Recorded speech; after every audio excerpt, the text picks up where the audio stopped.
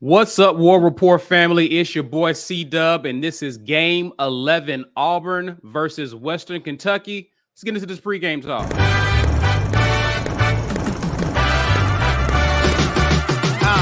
Pregame, halftime, and post the whole time the chat live. We around our folks, but we gon' keep the chat tight, keeping out trolls. That's why you gotta get your green name on, your pregame on, cause ain't nobody doing it better, reviewing it better, building rapport so you in tune with the players, with some quick prize picks so you can scoop you some cheddar. Get your mug or your shirt with the letters. Game time.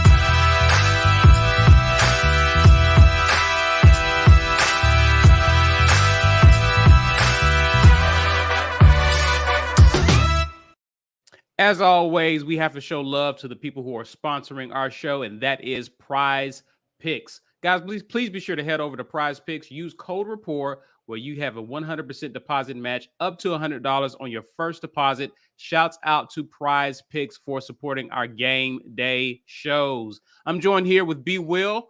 B. Will, how you doing, bro? Doing all right. You know what I'm saying? It's a good day. We already lost our first pick of the day, which should have been the easiest pick for Florida to beat Vanderbilt, but alas, we are all down one. Yeah. All good. Let's talk about some other picks you about to make. All right, let's do it. Got these prize picks in here. Y'all know what it is. PrizePicks.com. Again, we want to always thank them for sponsoring the War Report. So if you want to get in on some legal in Alabama prop betting, you can go to PrizePicks.com, sign up, use code RAPPORT, RAPPORT, and that will get you a 100% match on up to $100 on your first deposit. So we got our account here. We got a little money loaded, so we're going to see what the props are for today. Now, they got Austin Reed, Western Kentucky's quarterback, for basically a 300-yard proposition. Okay, I don't know. I don't know. I would like to think that we are going to come out here and put the clamps on them. We did a really good job on a pass-happy Mississippi State team. Yeah. We're at home. We're at home this time. We're at home. Senior day. A lot of motivation for these guys. They're playing looser. They're playing a little more free. But this is when this is all they do, it stands to reason that even if we do control this game, they may have to. You can still get over 100. I mean, Mississippi State got over 300. They didn't have a lot of yards. I mean, it made up what, 90, at least 95, 96, 97% of their total offense in terms of passing. So it's not like they rolled up 400 plus yards on us. Right. So we could limit them to 350 yards and he still hit this total. So that's a dicey one. I don't know what you say, C. I'll probably take the. Y'all let us know in the comments. Do you take the over on this? I'm leaning towards taking the over. Okay. I'm leaning towards taking the over. Now, we don't even have to take that one. We got some other picks we could take here. I see Hendon Hooker. Ooh, Hendon Hooker over or under 289 pass yards against South Carolina today. Yeah, he probably eats. I'm gonna say Hendon Hooker eats well today. I like that pick. Rodney Gilbert says take the under on the West quarterback. Kentucky. Yeah, he says take the under. Okay. I like that. You know what? Let's do that. Let's take the under. Let's assume that our boys get the best of their boys. So, who else we got on here? We got Spencer Rattler. Hey, he could get 180 pass yards if they getting just skunked against their pass defense, which is not all that great. That's possible. That's possible. And I think if they're down enough, they're going to have to throw to try to get back in the game. So that's probably a safe bet. You're down 21 points. You got to start chucking the ball, right? So yeah. You know what? Let's pick an Auburn player though. I want to make sure we get an Auburn player on the ticket.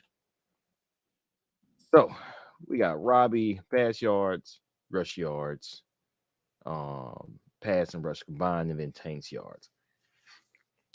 Tank is what, 97? 97. I think I like the over for Tank for sure. I think we see a similar performance to what we saw against Texas A&M, and they just find every way to run the ball, and Tank's going to be a big part of that. I know who his head coach is, so I think Tank goes over 100 today. Okay. What say you, see? I'm cool with that. All right. So we got Hendon Hooker going over, demolishing South Carolina. We got Austin Reed, Western Kentucky's quarterback, under 300, and Tank Bigsby over 97, basically saying he gets a 100-yard game. We got 20 on that. Let's make it a flex play so we can get 2 out of 3 and still win something. For 53, we're going to place our bet, and you can do the same by going to prizepicks.com. Again, code rapport, 100% match on up to $100 on your first deposit. I want to thank PrizePicks for sponsoring us, and thank y'all for coming to talk to us before the game. Indeed, indeed. Definitely shout out to PrizePicks. Please be sure to head over there, guys, and use code rapport. Be Will. Had an amazing weekend last weekend. Auburn comes back home. Caddy called out for the Auburn family for more support this weekend as we face off against Western Kentucky. It's going to be a lot of former players on that sideline yet again supporting Caddy. We got a question here that I definitely want to ask you. George Miller is asking, what is the mood in Auburn? What have you been sensing this week? Everybody is enthusiastic, positive. The change just to go from what it felt like under Brian Harsin, people didn't really show up. Everybody, as we've talked about, said, well, the fan base kind of fell off after the big loss to Penn State. No, they fell off before the first kick started for the first game of the season. The city was not packed. It wasn't the same. It wasn't the same at all, man. But now I can tell by how many people are here on a Friday night that the town was ready, that the fan base was just hungry and ready to support this team. It's a positive mood. Everybody's upbeat. Everybody's understands what we have this season and what happened this season and why we are a 4-win team right now. But we see so much promise and potential between the difference on the field and the potential in the coaching search as well. I think a lot of people are enthusiastic that we'll end up with a guy who has a lot more promise and maybe it's proven more to this point than Brian Harsin had up at Boise before we hired him. So I think everybody's enthusiastic for a lot of reasons right now. Yeah, for sure. For sure. And again, it's reflecting in former players coming back. Gabby says, good to have you on. Gabby says, Nick Marshall's at the game. Phil Petway said there's a lot of former players coming back. Cody says he shaved his head again, so we all right. If you was concerned, know that Cody Smith, and Cody's what, 2-0? He's 2-0 when he shaves his head. So we going for 3-0. It's 3-0 for sure. Valencia Jackson says Nick Marshall is in the stadium. So that is what's up. And I think it to me, it signals that I'm go back to when you said on Penn State that there wasn't a lot of people there. Again, you live in Auburn and you know what a game day feels like in Auburn from the city. You can feel the energy, and it was a little lacking. It was a little lacking there. And so it just says a lot about where we were heading. Looking back at it in retrospect, how much of a lift we've gotten over these past 2 weeks with Caddy at the helm, from recruiting to current players to former players and the overall fan base. Caddy has definitely done exploits in terms of being the interim coach for Auburn and representing this university very well. And the enthusiasm is back for a team that is fighting for its postseason lives. I think he's done a tremendous job. He has, and I don't think he's going to have these guys too worried about next week and what comes with Bama. I think they're focusing on the moment. That's something that Caddy has been able to get them to do, is just kind of hunker down and focus on the moment, play with intensity, play with passion. It's really remarkable what the change did. I know we were, bearish on whether or not a change made a lot of sense, but there's no doubt that making that change re-energized the team and the fan base, and it's been amazing to see.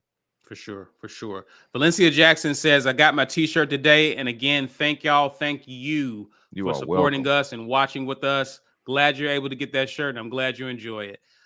Be Will, what I do want to talk to you about is, as we get into this game and begin discussing this matchup with Western Kentucky, I looked up some stats on Western Kentucky in terms of run defense. I didn't have it readily available for the midweek report, but one of the things to note in this game, because it's our rush offense against our rush defense, is to me the key matchup here. We know what Auburn is at this point. Caddy has doubled down, tripled down on the fact that we're going to be physical up front, which means from a guy who is a running backs coach, played running back, they're running the football. Western Kentucky Right now, currently, they're ranked 63rd in NCAA in rush defense. They're giving up an average of 145 yards on the ground. I did find where there were a game or so where they gave up over 200 yards, but not much over 200. Mm-hmm. How much does Auburn need to get on the ground for this to be an Auburn victory and a game that hopefully it doesn't come down to the wire? But what does Auburn's rush offense need to do against this Western Kentucky defense, in your opinion? We need to get 300. 300 like Leonidas, baby. 300 like Leonidas. That's what we need to see today. We'll get it because it would be extremely discouraging after going on the road, putting up a lot of yards against Mississippi State at home, putting up a lot of yards on Texas A&M. Granted, Texas A&M is probably as dispirited a team as we've seen. They even beat us out for hitting the bottom of the barrel, and then you see the enthusiasm and their energy start to leave their team and their family. The pictures that were circulating today. But they were still a talented defense, and I didn't think that they were laying down for us because it was a winnable game for them. They could have won that game. It was within reach, but we have been able to, what I think I'm seeing is us imposing our will when we know what we have to do is run the ball. And Caddy said this. He said, it's one thing to run it and say you want to run it, but it's another thing for the other team to know you're going to run it, and you run it anyway, and it works. That mindset it has taken hold, and I see the results of that mindset in the last two games that have been played. I think we see it again today, and they should not have the horses to hold up against what we can do just on an athlete level. And I get it. Our offense not been great. We got a couple of down there, and they made sure to keep right on the field. I'm glad. Keep right there. Keep him on the field. Keep him pushing people. If you come out with 13 personnel, you know what we're going to do. Except we got a stable of backs that can do it different ways, different running styles. Robbie doesn't have to do much, and Robbie as well. We're not too good to be a triple option team. We had 1 or 2 plays like that last year. I think they see even more this game, so that we can get it done however it needs to, and we get at least 300 yards. Donnell asked, do we see Garner at all today? I mean, y'all's guess is as good as mine. With Robbie having some being bothered by a bit of an injury, it kind of explains why they've been reluctant to pass and why his passes have been off. His accuracy's been off. But do you put Garner in there to prove what exactly at this point? And that's what I would wonder. Because if you put him in there, that means you prepared him. If you're running the ball like we know we probably need to, because if you put Garner in there, then he's still subject to what our offensive line can do in pass blocking. I wouldn't do that to the kid. I would leave Robbie in there because his ability to run makes the run game go. It makes it easier for those backs. So heavy personnel, a running quarterback, 2 outstanding running backs. I think that's the best thing. And I think that's probably what they would have been preparing to do all week long. So I don't think you put Garner in there for that. But listen, I'm not going to put anything past the coaches because they'll do whatever it takes to win. So if they found an advantage or they think they saw an advantage in Western Kentucky's prep, then yeah, maybe. I don't know. We have to be up really big if that's the case. And I don't know if we're going to be up that big.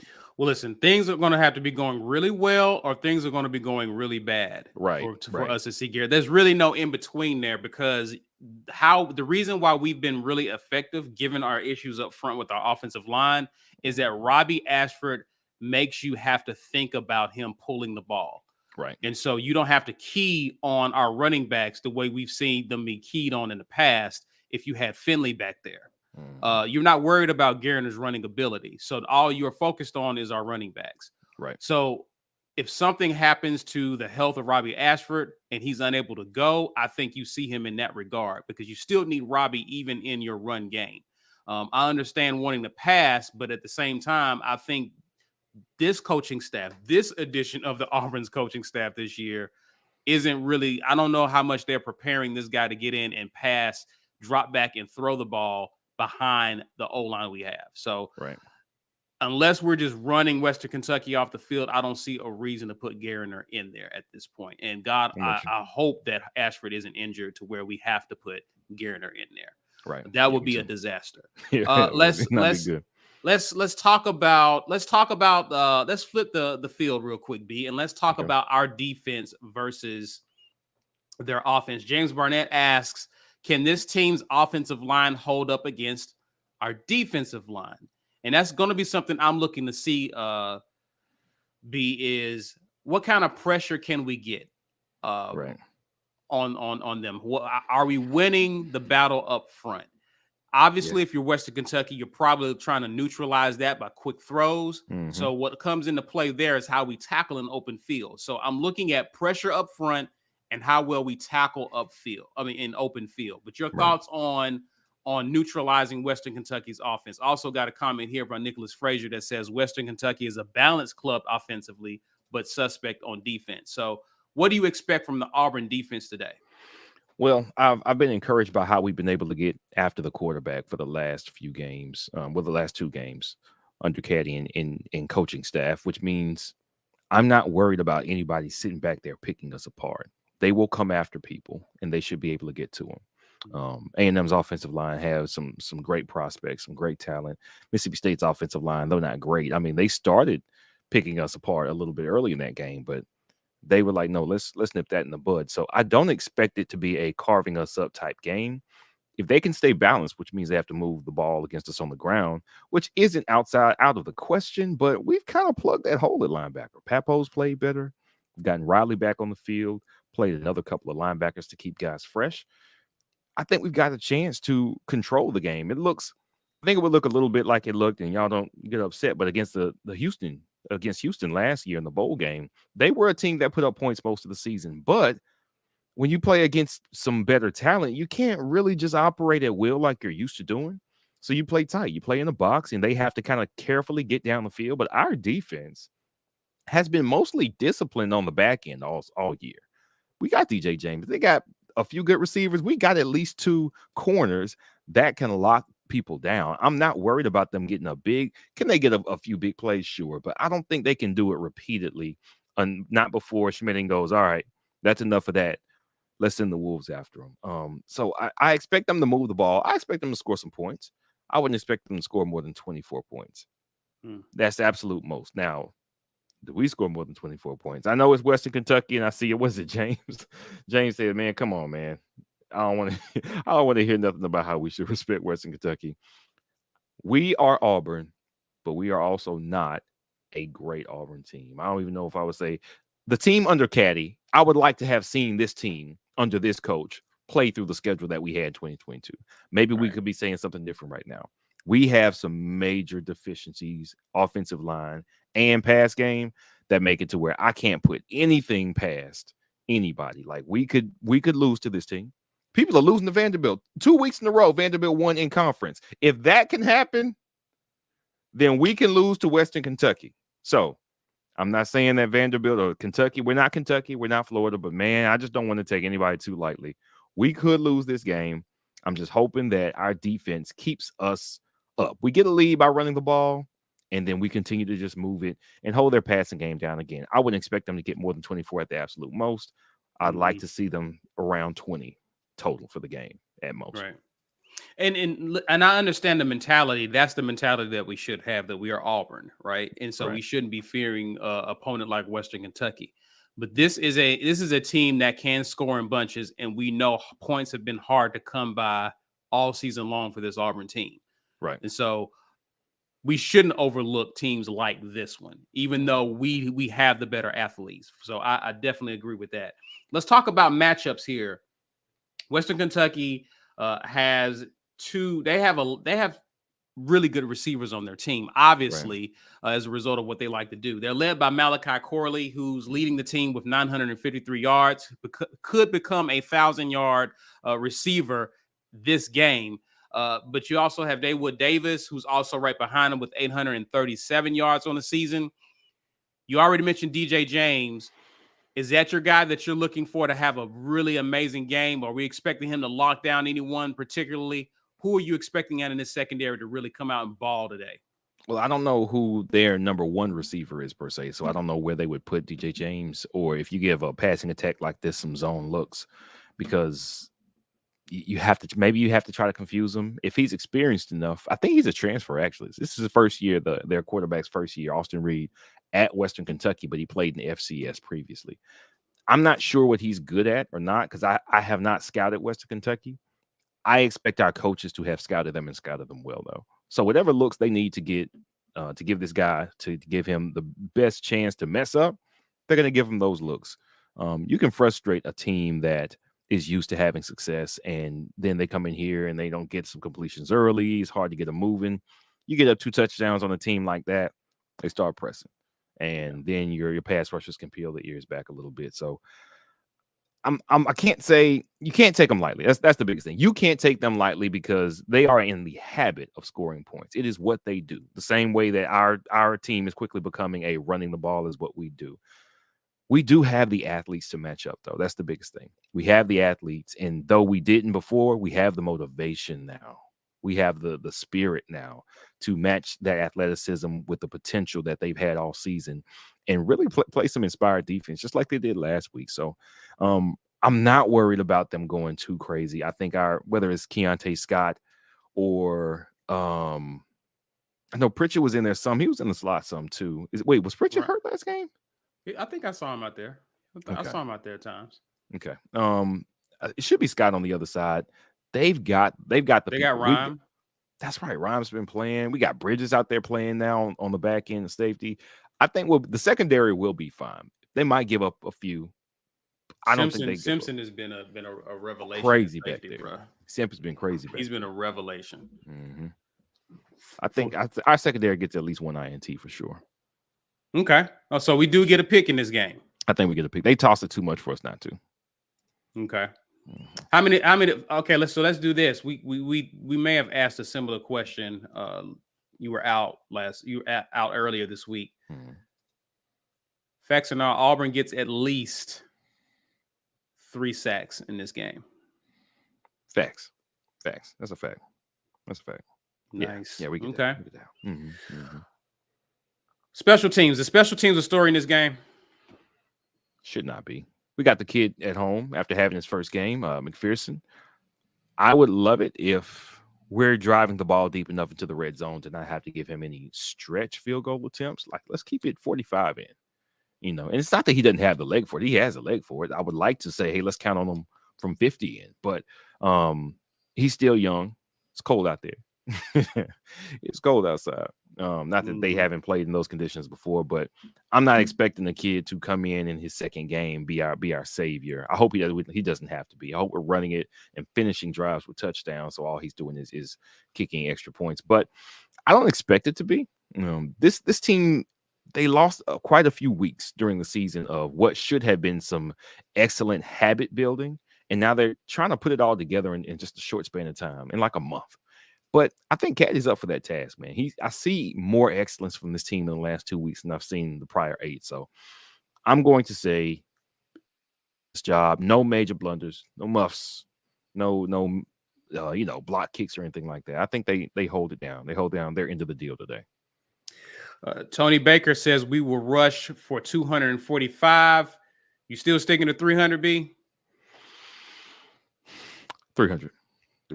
What does that 300 consist of? Clearly, you got Tank going over 100, 125, 100. Just how does that? What does that mix look like? And how does Robbie's production factor into those 300 yards? So last game we got 120 from Tank, 120 from Jarquez, and filled in the gaps with Robbie and a couple other people. I think we see a duplication of that effort tonight. I think we see Tank and Jarquez both get at least 100 and some scraps and bits. Robbie can break a big run or two. I think we've got a similar type day on the ground today from those guys.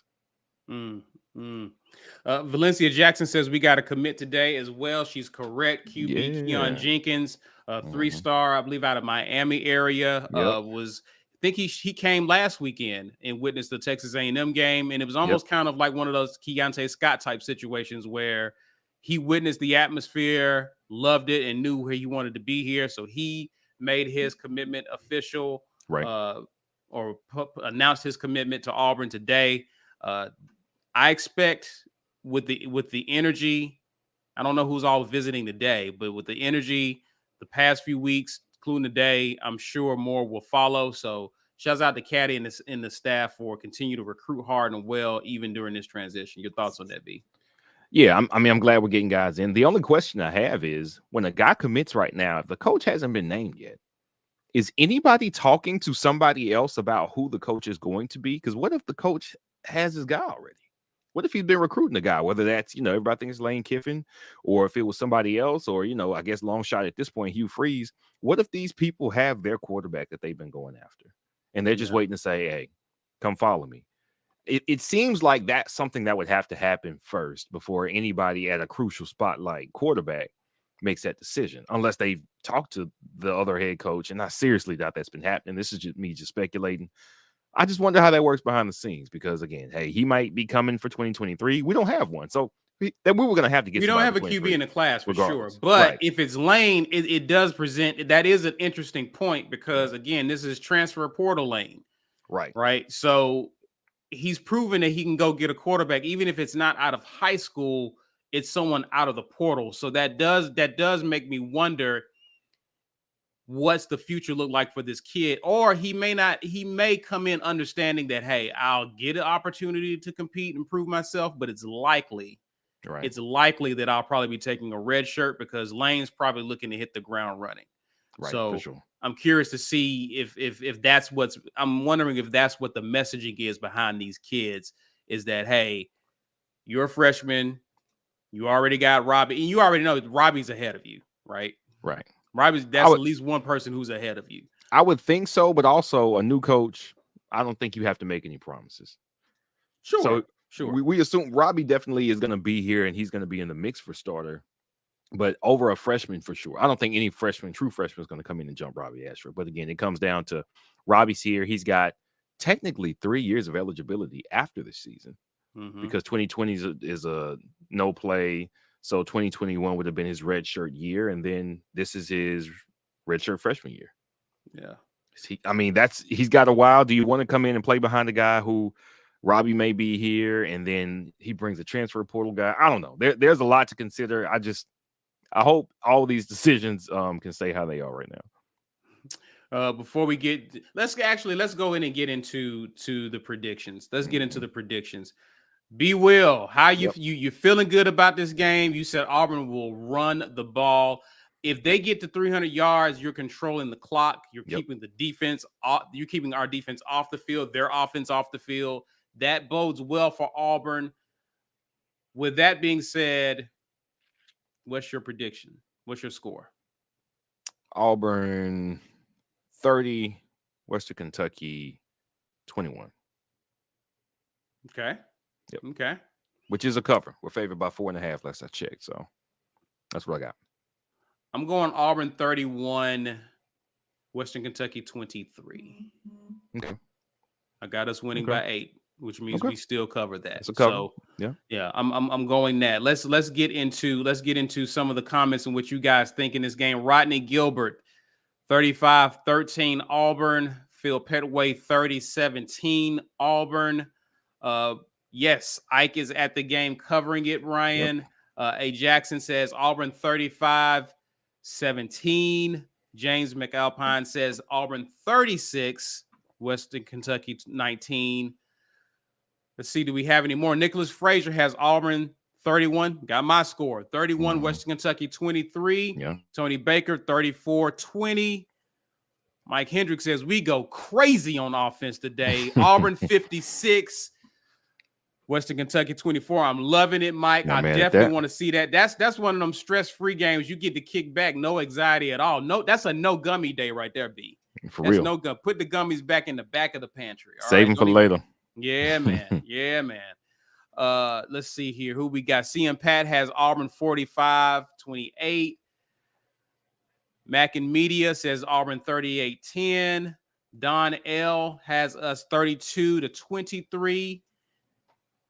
Allie 30-14. I think the defense takes care of business. I like that. I'm with you on there. So this game is about to kick off. Guys, we appreciate you hanging out with us. Game is going to be on the SEC network. Guys, we will be back at halftime. Remember, if you're not a member of the War Report, become a member. Go from having a black name to joining the green name gang, $5.99 a month. That will allow you to comment on the halftime and post-game shows. Definitely want to do that. And remember, we will see you at the half, or we will definitely give you our thoughts about the first half. Me and B Will are signing off. Where you go, y'all? Where you go?